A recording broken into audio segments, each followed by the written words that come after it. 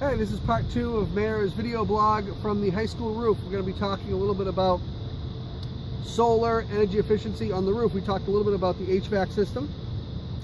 But another thing very few people in Melrose get to see, which is the work done at the middle school and the high school roof regarding solar. Now, Melrose is committed to be an energy efficiency community, a green community, which isn't just a title.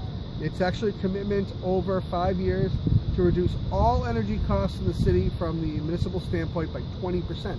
Now that's a real number, really hard to reach. You had to do some really creative things to make that number. We are going to make it this year. We are going to make it. We're on track. Yeah, Absolutely. Which is incredibly great.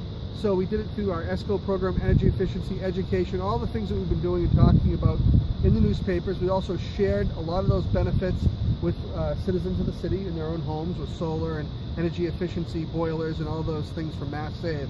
But here on the roof, the idea of using this very flat surface, which is very rare in current construction buildings, of flat roof of this size for solar.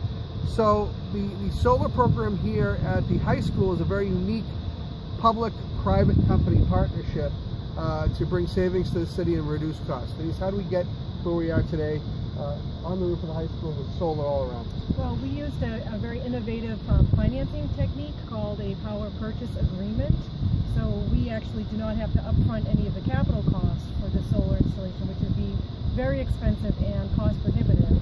We made an arrangement, a power purchase agreement, with an energy service company, Amoresco in this case, and they lease the roof space from us. And we have a 20-year lease arrangement with them, and in return, we get a substantial savings in our electricity costs through this arrangement. In fact, since January, this was all put in place in January, about 350,000 kilowatts of panel photovoltaic, and we've saved already $20,000. Wow, already. Electricity. That's incredible. So the two issues are, one, why wouldn't the city just put up solar? Well, some of the answers, and Denise will elaborate, is that although solar is great in the longer term, the upfront cost of building solar is really cost prohibitive in terms of paying off the debt of the construction and then getting the savings. It'd be an awful long time. This is the best way to deliver instant savings, in this case in a very short period of time, $20,000. Right. In fact, when we were designing and building the middle school 10 years ago, we did an analysis of the life cycle costs of having photovoltaic panels on the roof and realized it was just too cost prohibitive to do that. Fortunately for us, at the time, there was a grant opportunity we were able to take advantage of, and we were able to install our first series of panels on the middle school.